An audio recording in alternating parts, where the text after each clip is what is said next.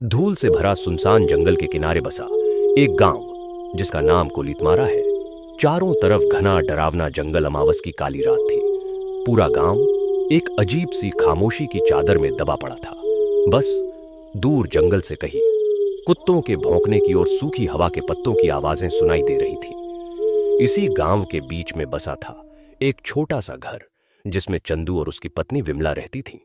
उस रात जब चंदू रात में जंगल लकड़ी लाने जा रहा होता है। सुनिए जी, आज अमावस की रात है और आप इस वक्त जंगल जा रहे हैं। आज आप मत जाइए, मुझे बहुत डर लग रहा है। ऊपर से इतनी गहरी रात भी है। अरे विमला, तुम घबरा क्यों रही हो? अगर मैं लकड़ी नहीं लाया तो घर का खर्चा कैसे चलेगा? तुम चिंता मत करो, मैं जल्दी ही लौट आऊंगा। पत्नी ने इतना समझाकर भी चंदू रुका नहीं। वो अपनी कुल्हाड़ी हाथ में लेकर इतने रात को जंगल लकड़ी काटने निकल जाता है। दूसरी तरफ उसी गांव के बीचों बीच पुराने बरगद के नीचे बनी गोपी की चाय की दुकान से धीरे धीरे बुझती अंगारों की रोशनी में चमक रही थी। उसी चाय की दुकान पर बैठे थे गांव के 4-5 लोग। उनमें सुरेश, जगदीश, गोपी और गांव के सबसे बूढ़े प्रेम चाचा भी बैठे थे। अरे ये कुत्ते इतना क्यों चिल्ला रहे हैं आज? लगता है कुछ बुरा होने वाला है। मुझे तो लग रहा है कोई भूत या प्रेत बाहर घूम रहा है। आज अमावस है ना? हाँ, आज अमावस की रात है। इस रात जंगल जाना तो मौत को दावत देने जैसा है। आज रूप बदलने वाला साया छलावा रास्तों में भटकता है। भाइयों, मैंने सुना है कि वो साया किसी भी इंसान का रूप ले लेता है। उनकी बातें चल ही रही थीं कि चंदू एक हाथ में कुल्हाड़ी और दूसरे हाथ में लालटेन लेकर उनकी ओर आता दिखा। लालटेन की कांपती लौ में धीरे धीरे चंदू आगे बढ़ रहा था। अरे चंदू, इतनी रात को कहां जा रहा है? यह अमावस की रात है। यह समय ठीक नहीं है बेटा। पागल हो गया है क्या चंदू? कौन आदमी आधी रात को लकड़ी काटने जाता है? गोपी भैया, अगर मैं लकड़ी काटकर नहीं लाया तो घर का चूल्हा कैसे जलेगा? हर रोज विमला मुझे मना करती है, पर मैं क्या करूं? मजबूरी है। अगर मैं घर पर बैठ गया तो घर कैसे चलेगा? मत जा चंदू, आज अमावस की रात है। जंगल में आज कोई इंसान नहीं बल्कि वो खतरनाक साया घूमता रहता है। सुरेश भैया, आप ठीक कह रहे हैं, लेकिन मैं ऐसे घर पर नहीं बैठ सकता। मुझे जाना ही होगा। चंदू, लेकिन एक बात ध्यान रखना, छलावा या फिर ऐसी कोई चीज से तुम्हारा सामना हुआ तो ध्यान रखना उसे आग या रोशनी से डर लगता है। इतने में एक जोरदार ठंडी हवा का झोंका आया। लालटेन की लौ तेज लहराई और जैसे किसी ने पास में ही हंसकर फुसफुसाया हो। सबके रोंगटे खड़े हो गए, लेकिन चंदू डरा नहीं। वह अपनी कुल्हाड़ी लेकर आगे बढ़ गया। चंदू चलते ही जा रहा था। गांव की आखिरी सीमा पार होते ही सुनसान जंगल का रास्ता शुरू हो गया। रात का अंधेरा और भी भयानक हो गया था। पेड़ों की टहनियां हवा में हिल रही थीं, जिससे अजीब आवाजें आ रही थीं। चंदू को एहसास होता है कि उसके अलावा भी कोई है। चंदू रुक जाता है और कहता है, कौन है? कोई है तो सामने आ जाओ। जवाब में सिर्फ सन्नाटा। तभी उसे अचानक एक काली परछाई दिखी जो एक पेड़ से उतरकर खेत की तरफ चली गई। कौन है रे जगदीश? तुम हो क्या? अगर कोई गांव का आदमी मेरे को डरा रहा है तो मैं डरने वाला नहीं हूं। सीधे तरीके से मेरे सामने आ जाओ, नहीं तो मेरे हाथ जो कुल्हाड़ी है उससे मैं तुम्हारा सिर धड़ से अलग कर दूंगा। तभी वह काली परछाई वापस आने लगती है। वह धीरे धीरे चंदू की तरफ बढ़ रही थी और वह कोई और नहीं बल्कि चंदू की पत्नी विमला थी। चंदू का दिल धक से रह गया।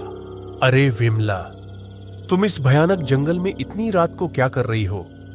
मैंने तुमको बताया था कि मैं घर जल्दी लौट आऊंगा, फिर तुम यहां क्या कर रही हो? विमला मुस्कुराई, लेकिन उसकी आंखें बिल्कुल ठंडी थीं। लेकिन वो आवाज विमला की नहीं थी, वो तो उस जंगल के छलावे की थी।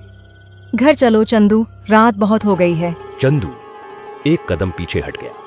उसी पल विमला जैसी आकृति धीरे धीरे धुंध बनकर गायब हो गई। यह देखकर चंदू का खून जमने लगा। यह कौन था? यह तो विमला नहीं थी, यह तो इस जंगल का छलावा था। फिर भी चंदू रुका नहीं, वह आगे बढ़ने लगा। थोड़ी देर बाद वह जंगल के बीचों बीच आ चुका था।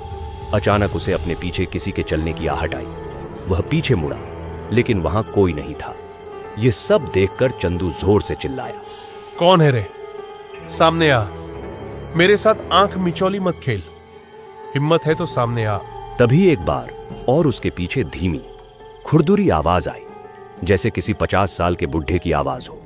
फिर से चंदू पीछे मुड़ा तो अपने पीछे उसको उसी गांव के प्रेम चाचा दिखाई दिए, जो चाय की दुकान पर बैठे हुए थे। प्रेम चाचा, आप इस वक्त इस जंगल में? आपने तो मुझे जंगल जाने से रोका था। आप यहाँ क्या कर रहे हो? मैं तेरा ही इंतजार कर रहा था चंदू। आज तुझे मेरे हाथों से कोई नहीं बचा सकता। आज तेरा शरीर मेरा होगा। यह सब देखकर चंदू पीछे हट गया। मुझे पता है कि तुम मेरे गांव के प्रेम चाचा नहीं हो। मैंने तुमको पहचान लिया है। तुम एक जंगल के छलावा हो। अचानक प्रेम चाचा का चेहरा बिगड़ने लगा। आंखें लाल, दांत लंबे और चेहरा किसी दानव जैसा हो गया। चंदू डरकर कुल्हाड़ी लहराता हुआ भागा। छलावा हवा में उड़ते उड़ते चंदू के पीछे आ रहा था। वो अजीब सी आवाज में हंस रहा था। चंदू भागते भागते जंगल के बीचों बीच पहुंच गया। उसे समझ नहीं आ रहा था कि अब क्या करे। पीछे से छलावे की हंसी। चंदू कांपते हुए हाथों से कुल्हाड़ी उठाकर, आजा, मैं डरता नहीं तुमसे। तुझे जो करना है कर ले। छलावा एक झटके में चंदू का रूप लेकर सामने खड़ा हो जाता है। अब 2 चंदू थे, एक असली, एक नकली। चंदू, अब तू क्या करेगा? अब तो मैंने भी तेरा रूप ले लिया है। अब कौन सा तू और कौन सा मैं? अब तो तुम्हारी पत्नी विमला भी मुझे नहीं पहचान पाएगी। तभी अचानक छलावा चंदू के ऊपर छलांग मारने ही वाला था कि चंदू को अचानक प्रेम चाचा की बात याद आई।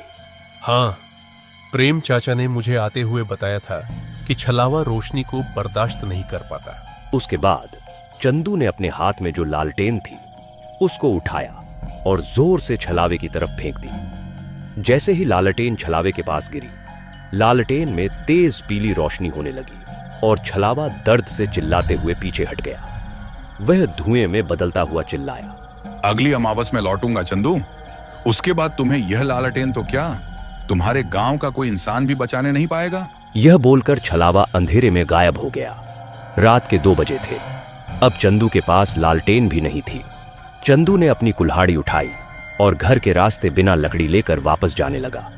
थोड़ी दूर चलते चलते चंदू थक जाता है, इसीलिए वह एक पेड़ के नीचे आराम करने बैठ जाता है। क्या करूं, कुछ समझ नहीं आ रहा है। रात भी बहुत हो चुकी है और मेरे पास तो अब मेरी लालटेन भी नहीं है। ऐसा करता हूं, आज की रात यहीं जंगल में पेड़ के नीचे सो जाता हूं। सुबह होते ही चला जाऊंगा। दूसरी तरफ चंदू की पत्नी विमला घर के दरवाजे के पास खड़ी होकर उसका इंतजार कर रही थी। रात के ठीक 4 बज चुके थे। तभी विमला खुद से बातें करते हुए बोलती है, हे भगवान, रात के 4 बज चुके हैं और अब तक ये घर क्यों नहीं लौटे? उनको कुछ हुआ तो नहीं होगा? अब मैं क्या करूं? थोड़ी ही देर में सुबह हो जाती है। सुबह होते ही विमला गांव में जो चाय की दुकान है उसके पास आने लगती है। चाय की दुकान पर वही लोग बैठे थे जो रात को चंदू को समझा रहे थे। क्या हुआ विमला, तुम आज चाय की दुकान पर कैसे आई? सब ठीक तो है ना? नहीं प्रेम चाचा, सब ठीक नहीं है। कल रात को चंदू लकड़ी लाने जंगल गए थे, लेकिन चंदू जंगल से अब तक घर आए ही नहीं। मुझे बहुत ही चिंता हो रही है। विमला, तुम चिंता मत करो, अभी हम सब उस जंगल में जाकर देखते हैं। उसके बाद सभी चंदू को ढूंढने जंगल की ओर जाने लगते हैं। थोड़ी दूर जाने के बाद उनको दूसरे गांव का एक लकड़हारा उस जंगल में दिखाई देता है। बेटा, तुमने किसी आदमी को इस जंगल में देखा है क्या? वो भी तुम्हारे तरह इस जंगल में रात को लकड़ी लाने आया था। हाँ चाचा, मैंने एक आदमी को एक पेड़ के नीचे देखा था, लेकिन वो सोया हुआ था, इसलिए मैंने उसे जगाया नहीं। वो पास में ही जो पेड़ है उसके नीचे सोया हुआ है। सभी लोग चंदू को ढूंढते हुए आगे जंगल के रास्ते निकल पड़ते हैं। कुछ ही दूर जाने के बाद उनको चंदू एक पेड़ के नीचे सोया हुआ दिखाई देता है। अरे ओ चंदू, नींद पूरी नहीं हुई क्या? अब उठ जा, देखो हम तुम्हें ढूंढने जंगल आए हुए हैं। तभी अचानक चंदू की आंख खुल जाती है। चंदू खड़ा हो जाता है और कहता है, तुम लोग यहाँ? क्या हुआ? सब ठीक तो है? और विमला, तुम भी इन लोगों के साथ इस जंगल में क्या कर रही हो? आप आज घर नहीं आए तो क्या मुझे चिंता नहीं होगी क्या?